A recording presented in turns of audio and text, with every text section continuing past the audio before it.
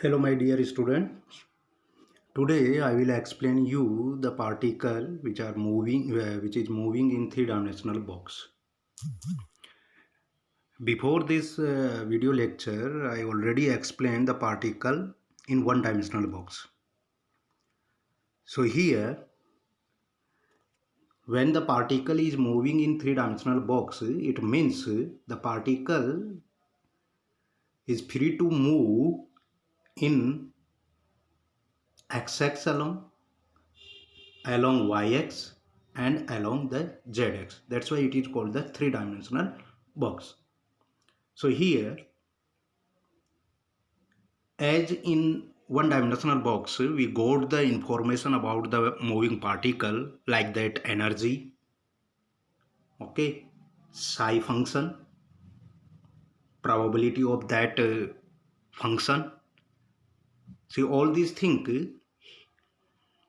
in three-dimensional box we have to calculate and derive the energy as well as the eigenwave function of the moving particle. So it is almost same as explained in the one-dimensional box.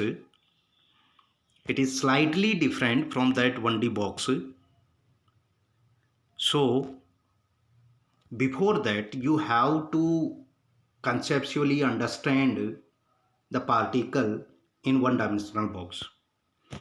If you know the particle in one-dimensional box, then I think you will not have any doubt for the three-dimensional box. So first of all, we have to understand the three-dimensional box in which the particle is moving. So here I am considering a particle which has the mass small m and energy capital E, which is moving with the velocity v. The dimension of that given box is small a along the x-axis, small b along the y-axis, and small c along the z-axis. So that is the dimension of the given box in which the particle is moving. As we know, within the box, any kind of the external force is not acting on that moving particle. That's why the potential difference within this box at any point is to be constant. So here the potential is constant, that we can consider as a zero within this box. So here I am taking the potential energy is zero. Okay. So at the ball, okay, suppose the particle, when the particle is moving along the x-axis, it means it will follow the dimension along the x-axis, and along the x-axis the dimension of the 3D box is that is the first wall, it means at the x is equal to 0, and the second wall along the x-axis at the x is equal to a. So it will move between that limit of the x-axis. So that at that wall, the potential energy is infinite. And outside this box, three-dimensional box, here, here, here, like that, we can consider the potential energy is infinite. Okay.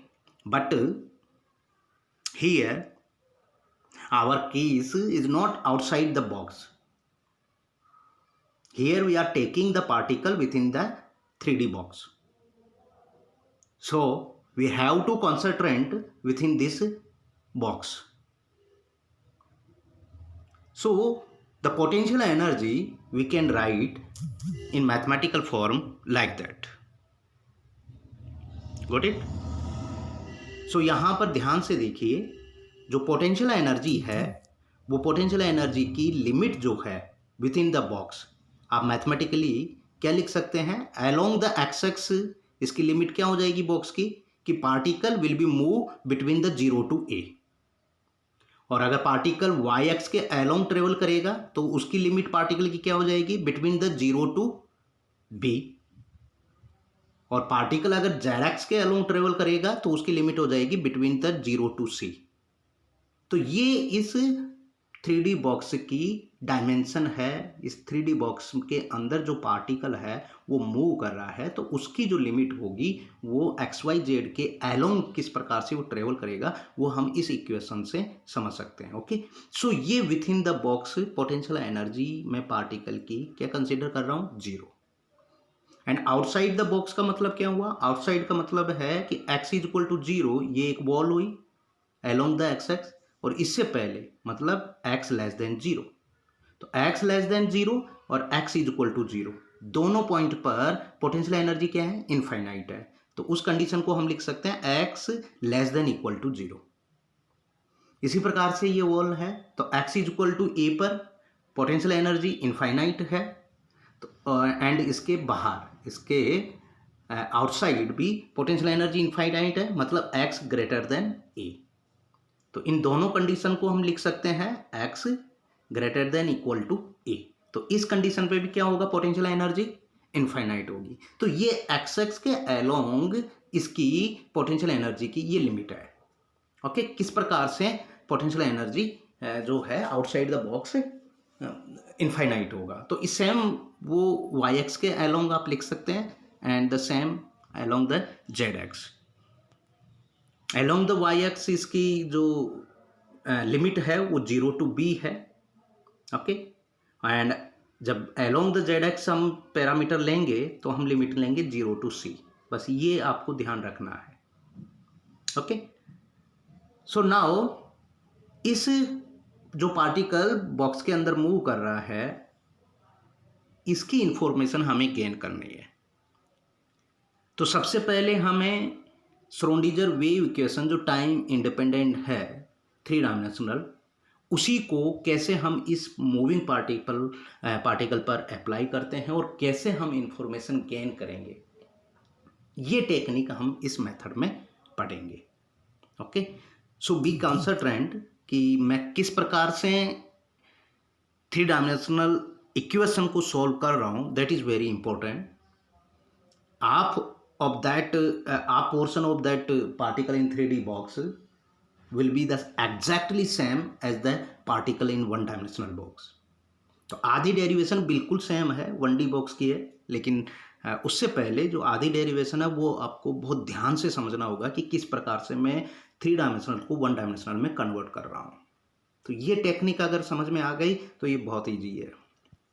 Okay, सो सबसे पहले हमें apply करेंगे कि जो Schrödinger time independent 3 dimensional wave equation है वो क्या है, d2 psi of X Y Z upon D X square, d2 Y psi of X Y Z D Y square, d2 psi of X Y Z D Z square plus 2m upon H cross square E minus V X Y Z psi of X Y Z. ये 3 dimensional box की Schrödinger wave equation है जो already हमने derive किया है। अब मैं इसको हमारा जो केस है उस केस पर उस पार्टिकल पर ये इक्वेशन हम अप्लाई करेंगे। तो फर्स्ट हमारे केस के अकॉर्डिंग जो 3 डायमेंशनल बॉक्स है उस 3 डायमेंशनल बॉक्स के अंदर जो पार्टिकल मूव कर रहा है उसके अंदर पोटेंशियल एनर्जी क्या है, 0। तो फर्स्ट आपको ये इक्वेशन में पुट करेंगे कि पोटेंशियल एनर्जी 0 है। तो उसके बाद में ये इक्वेशन क्या होगी, सेम होगी। उसके बाद में ये इक्वेशन पोटेंशियल एनर्जी 0 है, मतलब d2 psi of X Y Z D X square plus d2 psi of X Y Z D Y square plus d2 psi upon D Z square plus 2me upon H cross square psi of X Y Z is equal to 0। ये equation number जो 3 है ये equation number V potential energy 0, इस case को हम क्या कहते हैं, फ्री स्पेस केस। तो फ्री स्पेस केस में Schrodinger 3 dimensional time independent wave equation ये होगी। ओके, स्टेप बाय स्टेप समझने की कोशिश करिए कि किस प्रकार से मैं इसे सॉल्व कर रहा हूँ। नाउ नेक्स्ट थिंग क्या है कि यहाँ पर जो है इस डिफरेंशिएशन इक्वेशन को देखिए, psi of X D two psi of X Y Z upon D X square, मतलब सेकेंड ऑर्डर डिफरेंशिएशन इक्वेशन है। लेकिन यहाँ पर जो साई फंक्शन है वो एक्स वाई और एज वेल एज जेड तीनों का फंक्शन है, लेकिन यहाँ पर डिफरेंशिएशन जो हो रहा है वो केवल एक्स के रेस्पेक्ट में, तो वाई और जेड तो क्या है, इसका कांस्टेंट है, लेकिन ये इसका फंक्शन है। तो इस वाई जेड को इस ब्रैकेट से बाहर हम कैसे निकालें, ये टेक्निक इंपॉर्टेंट है, और इसको हम मैथमेटिक्स में इस टेक्निक को कहते हैं सेपरेशन वेरिएबल मेथड। तो यहाँ पर मैं सेपरेशन वेरिएबल मेथड यूज कर रहा हूँ। तो by using the separation variable method आप psi of X Y Z को कैसे लिख सकते हैं, psi of X Y Z को मैं लिख सकता हूँ X of X Y of Y and Z of Z. इस सेपरेशन वेरिएबल मेथड का फिजिकल सिग्निफिकेंस का मतलब क्या है कि साई जो फंक्शन है वो एक्स वाई जेड है, एक्स वाई जेड का फंक्शन है साई, लेकिन एट ए टाइम, किसी एक टाइम पर ये जो साई है वो केवल एक का ही जो है फंक्शन हो सकता है, या तो एक्स का फंक्शन हो सकता है या वाई या Z, at the same time वो तीनों का फंक्शन नहीं हो सकता। तो एट ए टाइम हम इसको लिख सकते हैं कि कोई मैं एक फंक्शन मान रहा हूं जो कैपिटल एक्स है, जो केवल एक्स का फंक्शन है, उस वक्त वो वाई और जेड का नहीं है, तो उसको आप लिख सकते हैं कि एक्स ऑफ एक्स। फिर अगेन मैं एक कोई अनदर फंक्शन मान रहा हूं जो कैपिटल वाई है और वो केवल वाई का फंक्शन है, and same capital Z which is the function of the small Z. तो ऐसे मैं इसको सेपरेट कर रहा हूं, एक्स वाई जेड को इंडिविजुअल में सेपरेट कर रहा हूं।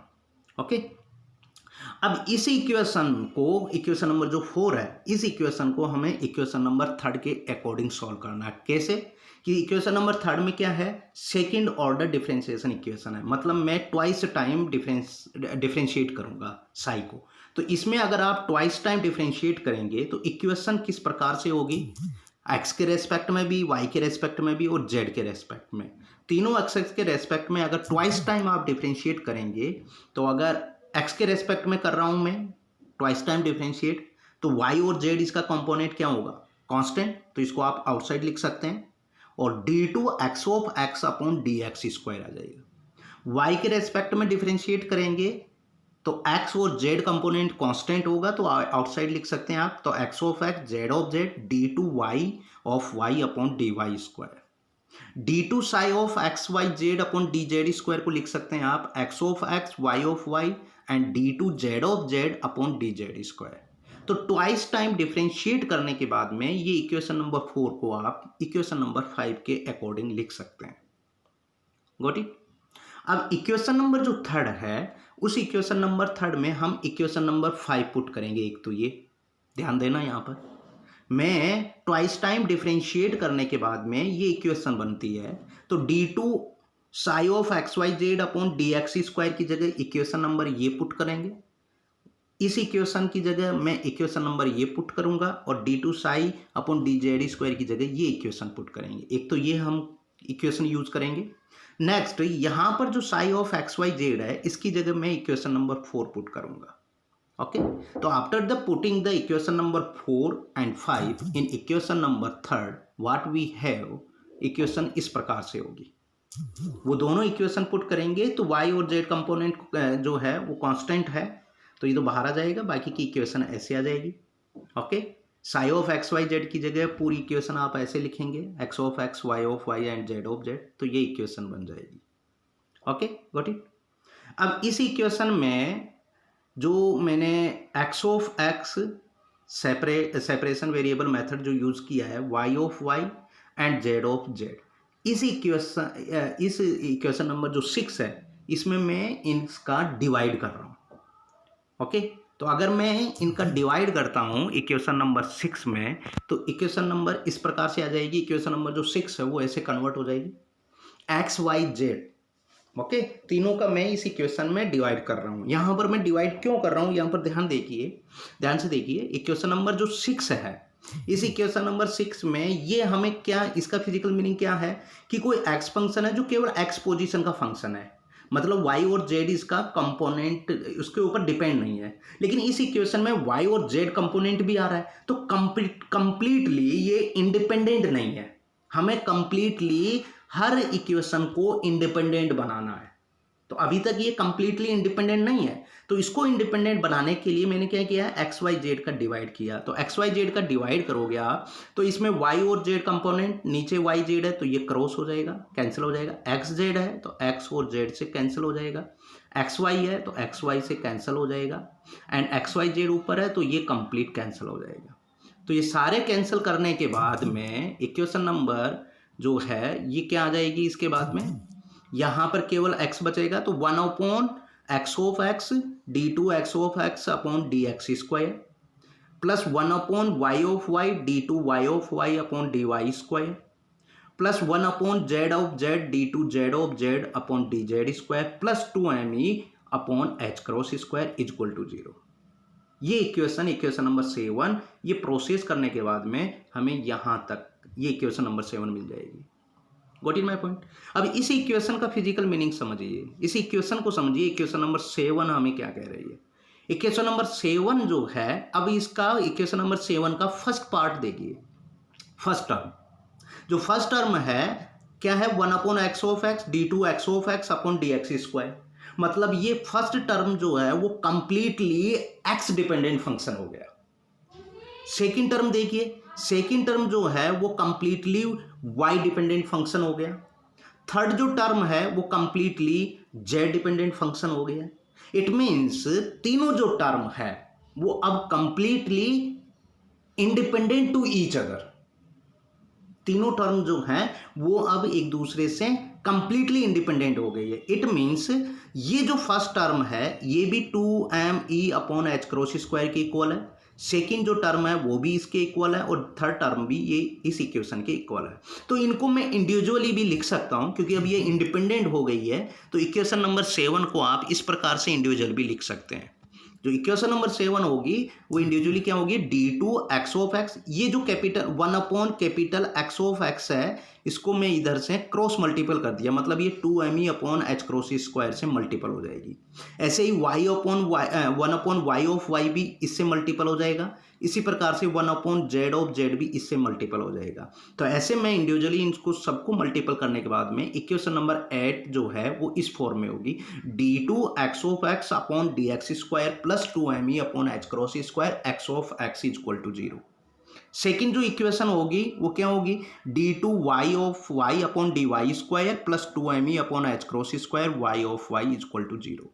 थर्ड टर्म होगी d2z of z upon dz square plus 2me upon h cross square z of z equal to 0। अब ये जो तीनों इक्वेशन है वो कंप्लीटली सभी जो है वो एक दूसरे से इंडिपेंडेंट है। ये केवल x का फंक्शन हो गया, ये केवल इक्वेशन y का फंक्शन हो गया, और ये इक्वेशन केवल z का फंक्शन हो गया।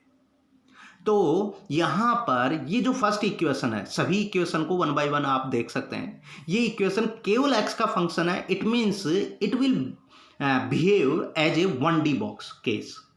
जो हमने 1D बॉक्स का केस पढ़ा था वही सेम इक्वेशन हो गई है। 1D बॉक्स में क्या था, 1D बॉक्स की इक्वेशन क्या थी, d2 psi of x upon dx square plus 2me upon h cross square psi of x is equal to 0। ये इक्वेशन थी 1D बॉक्स में।